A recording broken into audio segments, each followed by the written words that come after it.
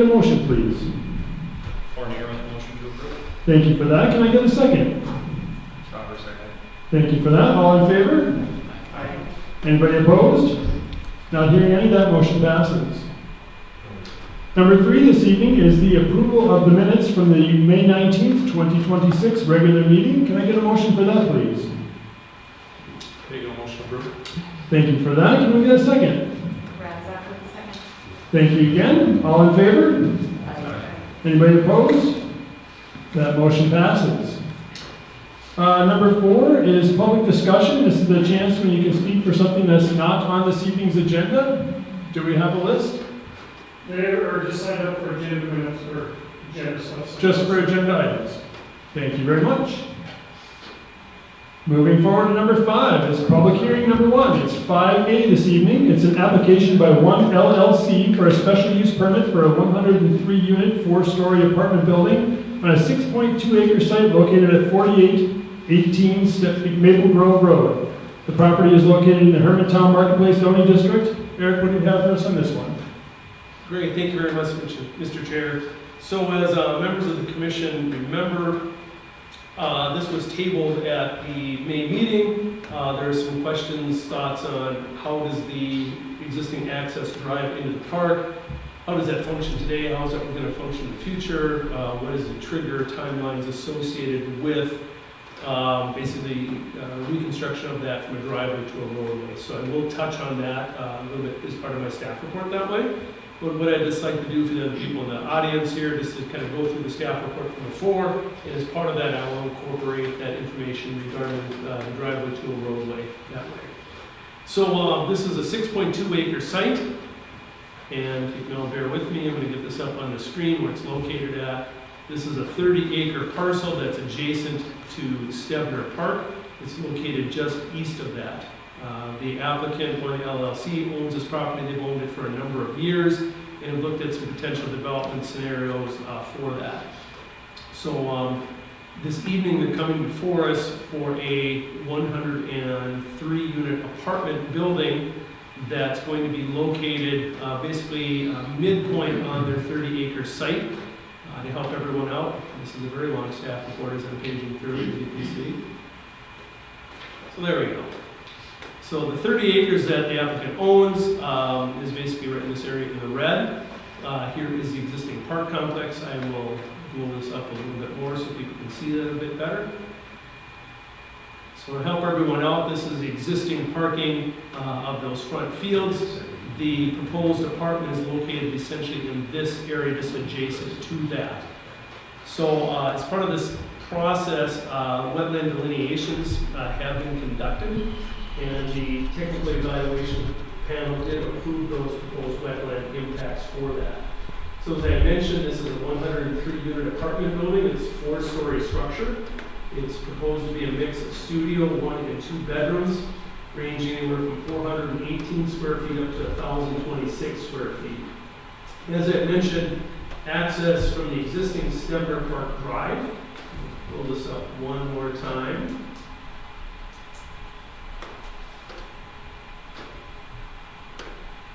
The development would take access from this existing driveway. From conversations with city staff, currently there's about 80% construction drawings, construction level drawings associated with this already, and the conversion of that from a drive to a road.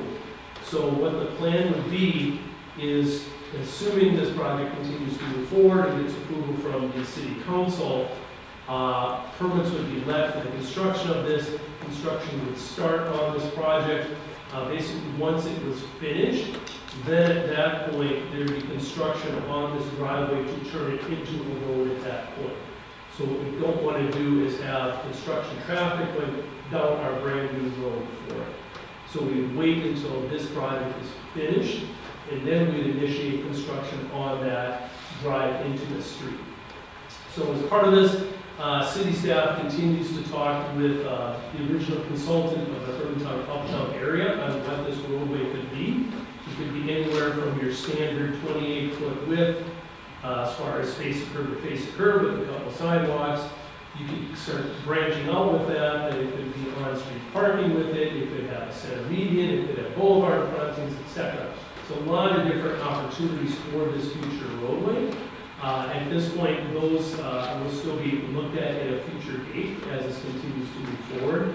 But the plan is to construct this roadway at the conclusion, finalization of this project. So it will be in place once this project is done. Thank you for that, Eric. You're welcome. Actually, I'm just going to go a little more, so thank you. Yeah, thanks. So the parking, the applicant is looking at all basically surface parking for this. It is proposed to be 2 parking spaces per unit, which is in our ordinance, which is our code. So it'll be 206 surface parks associated with that.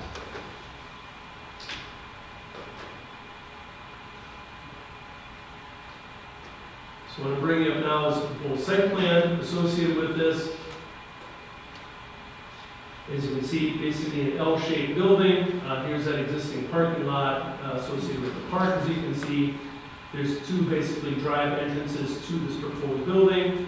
One basically right at the top end here, and the other one basically a line midpoint on the along with the parking splines associated with the soccer complex.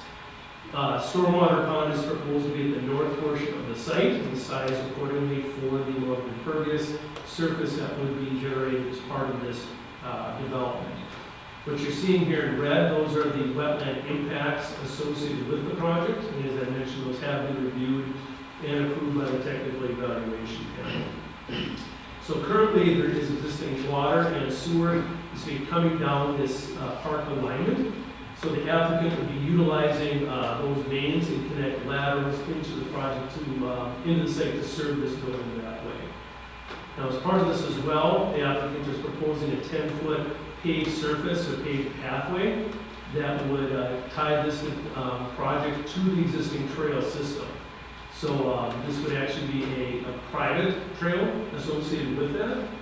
It's up to the applicant if how they choose to sign that, name it, etc. that way. But it will be a private piece versus part of the public system that way. But it does access our public trail system that way. So the building is 45 feet in height. I'll get an image up associated with that. And it's supposed to be a mixture of basically horizontal and vertical LP siding, stone accents along the base, and architectural shingles associated with it as well.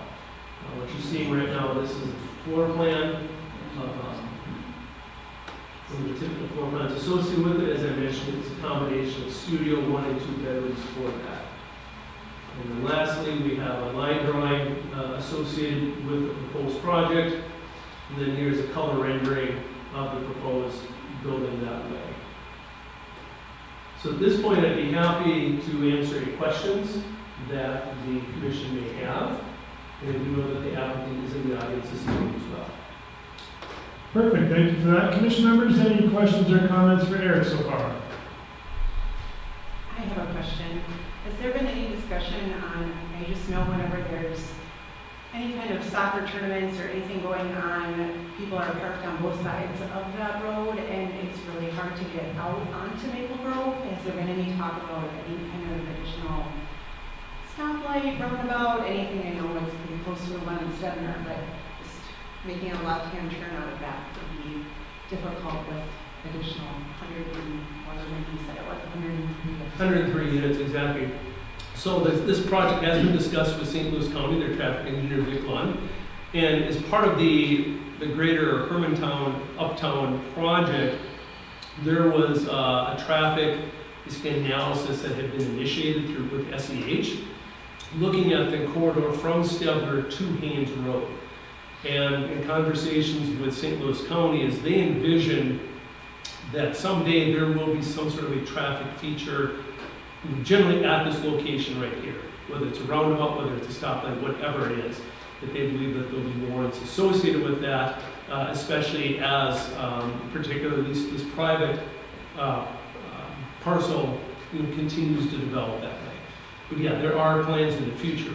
Right now, not in the immediate future, but yeah, that someday there will be some sort of traffic element there. And then likewise, as part of the overall Hermantown Uptown area, we're also looking at other access points into this land area as well.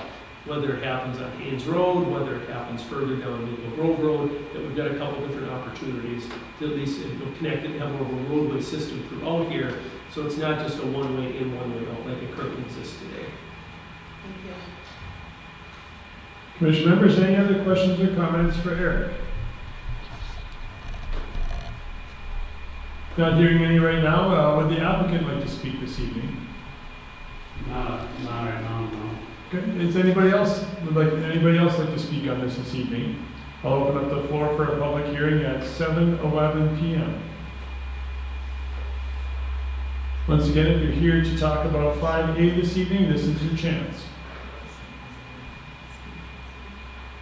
Not seeing anybody approaching the microphone, we will close the public meeting at 7:12 p.m. I got one item before I call the vote, just Perfect. an administrative item. In the background, it's noted as 5.8 acres, and in the top part of the application says 6.2, so just wanted that. Thank you very much. Yeah, 6.2 is the correct number. Okay. Thank you for that. Commission members, any other questions or comments for Eric before we look for a motion? Not hearing any, I look for a motion on 5A, please.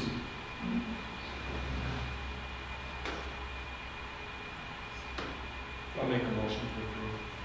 Thank you for that. Can we get a second?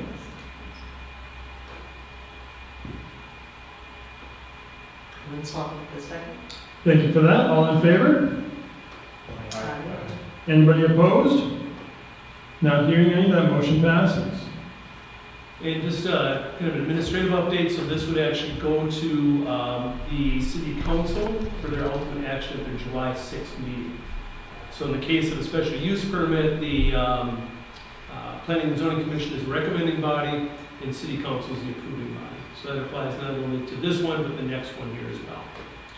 Thank you very much. Up next is 5B. It's an application by Patty Bastian and Tom Peterson for a special use permit associated with greenhouse sales on a 10-acre property located at 5853 West Arrowhead Road. The property is located in S1 Suburban Zoning District. Eric, what do you have for us on this one? Great, thanks again, Mr. Chair. This, as you mentioned, this is a 10-acre parcel with the S1 zoning. This property is basically 4 lots away from the Saltway Township border. As you see on the map right here in front of us, West Arrowhead is along the southerly border. The Saltway, as I said, is 3 parcels over that way. So the applicant currently has a home on this property with a couple of outbuildings and a driveway. They currently grow vegetables for community-supported agriculture, or CSA, and they conduct a floral workshop about twice a month. So people generally come to this property right now, at least for those workshops. And the CSAs are traditionally, vegetables are delivered out to other people's baskets that way. So what they're looking to do and proposing is to construct a 30 by 60 foot greenhouse, approximately in this location on the cursor as you see on the map right here. And that would be utilized for the growing of additional vegetables and produce associated with that. So what they'd like to do is anticipate being open to the public about 2 to 3 days a week, generally from 9 to 5. And we're not defining which days those are, but from conversations with the applicant, they generally think it's going to be a Friday, Saturday, Sunday type of operation that way. So what they would do for that, assuming you would come to this property to purchase any produce, there's an existing driveway as well as a gravel parking area that could accommodate up to about 9 parking spaces for that potential greenhouse that way. So now in the S1 zoning district, it does allow for or permit greenhouse, nursery, sales, and production as long as you have a special use permit associated with it. So as part of that, we look at how are the existing land conditions. In the case this is a 10-acre site. The proposed building is located about 300 feet away from the nearest residential or adjacent structure that way. They've shown that they have the ability to park on this property for members of the public to be able to come and visit that way. And they've basically specified potential hours of operation associated with that. So staff has received 2 comments from neighbors in the area just concerned about potential traffic issues, number of people maybe coming to this property. So what we do in a special use permit is we set conditions for the operations. And if these conditions, if any of those are exceeded, staff contacts the applicant and discusses how to rectify those issues or those concerns that way. If the issue continues to persist, the special use permit can be revoked, and they no longer have that ability to function as a basically on-site sales of produce that way. So that's a little bit of the guardrails or safeguards that are put in place for these different special use permits, particularly when it comes to this type of operation that way. So likewise, I had mentioned, P&Z is a recommending body, and this city council would actually take the action at July 6th. Thank you for that, Eric. Commission members, any questions or comments for Eric so far on 5B? Eric, what kind of issues are you hearing? I believe that over in Solway Township, that there was more of a home occupation or a home business that had been located, this once again was in the township at the end of Arrowhead Road. And apparently it had generated a lot of traffic for that. I believe that use has since moved actually to a true commercial business structure that way. And so because of basically the area having basically a business located there in the past, once again in the township, not in the city, they were just concerned that they didn't want to see those type of conditions happen here. And I explained to them how the special use permit works and the ability to either rectify or revoke if need be. What is a lot of traffic? That's very subjective though, isn't it? That's why I'm asking. Exactly, and that's just what the people referred to me. They said it generated a lot of traffic. So in this area of the city, it's fairly rural that way.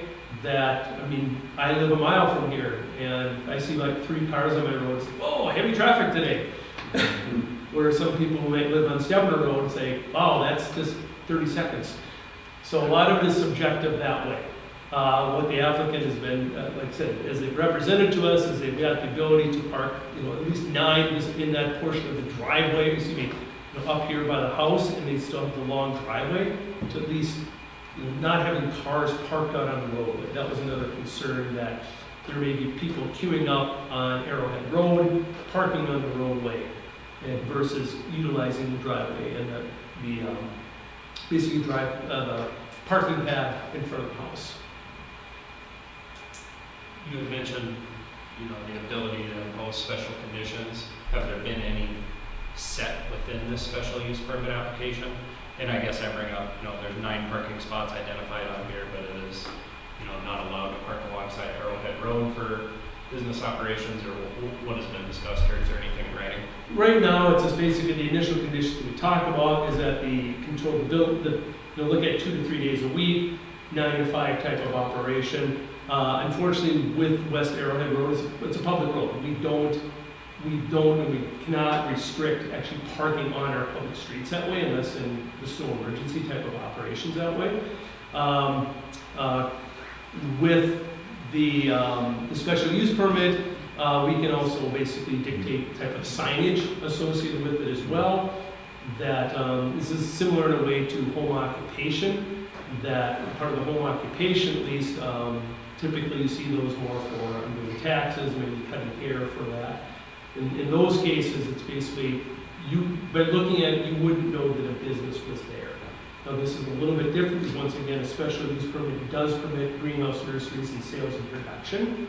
So it's similar but different that way. But with that special use permit, we can put specific items associated with that. And if there's any, at least maybe ideas or concerns or thoughts from the commission, obviously we could put these in the special use permit as well. It looks to be a good sized parcel. So, pretty small. Exactly, with the 10 acres that way, and honestly, the 30 by 60 greenhouse, it's 1,800 square feet. I mean, in this area of the city, you can put up an accessory structure for 2,500 square feet. So, I mean, we've seen accessory structures much larger than this, even in the R3 zoning area. So, granted, once again, like I said, the size of the property, the size of the proposed footprint associated with this, that it's fairly small that way. But we'd also have the ability to limit the number of greenhouses associated with that, so we don't have a true large commercial operation. If there's suddenly 3, 5, 8 greenhouses on there, we can limit numbers that way as well. I like it. It would be a This is the dirt road portion.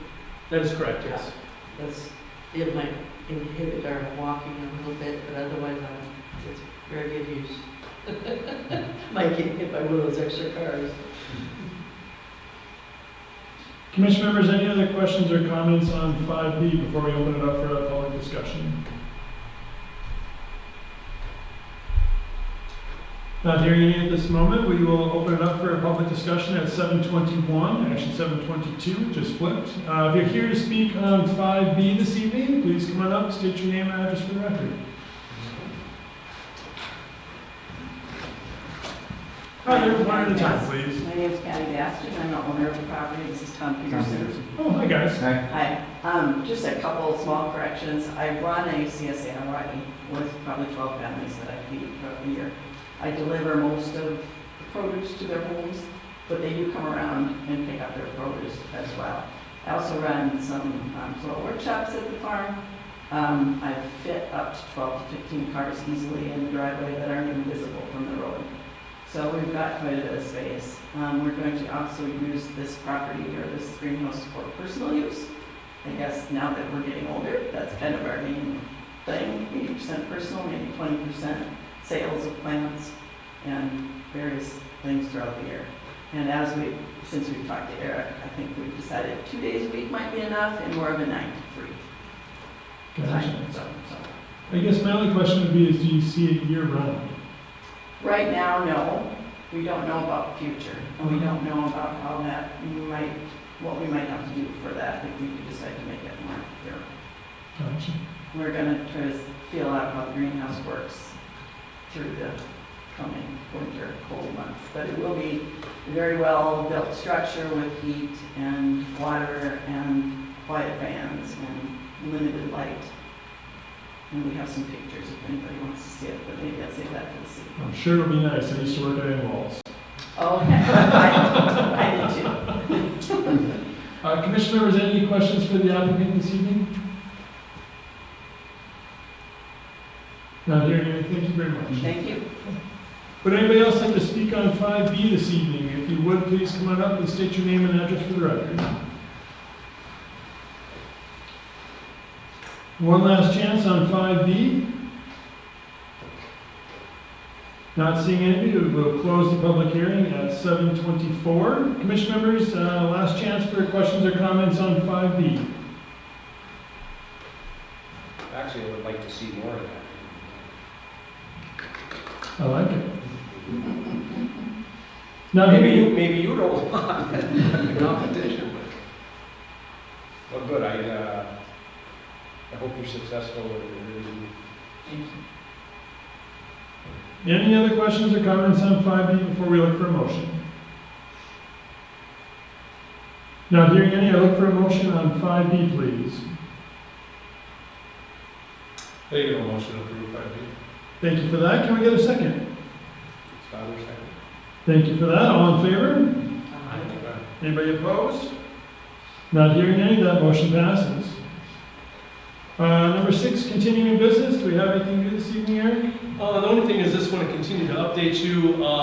As I mentioned last meeting, staff continues to try to focus on 2 ordinances. One is the ADU that we've talked about.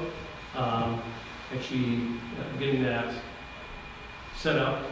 Actually, I'm getting things mixed up. This was actually going to look at accessory structures that are not ADUs, that it would turn into,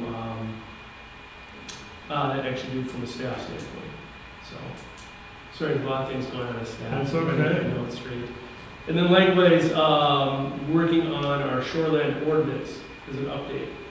We've been contacted by the DNR. They're looking for us to revise our shoreline ordinance to be closer aligned with their model ordinance that they have.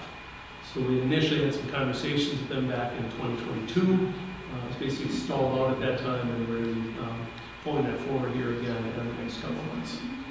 Perfect, thank you very much. Number 7, anything under new business? No, sir. Number 8, we had a couple of communications, looks like they were logged. That is correct, yes.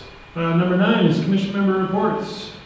Beth Wenzel, No report? Kevin Hagan, No report. Matthew Fournier, No report. John Stauber, No report. Amanda Radzak, No report. and nothing from myself. We look for a motion to adjourn. Razak with the motion. Thank you for that. Can I get a second? Bagel second. Thank you for that. All in favor? Aye. That motion passes. We will close the meeting at 7:26 PM. Thank you very much, everybody.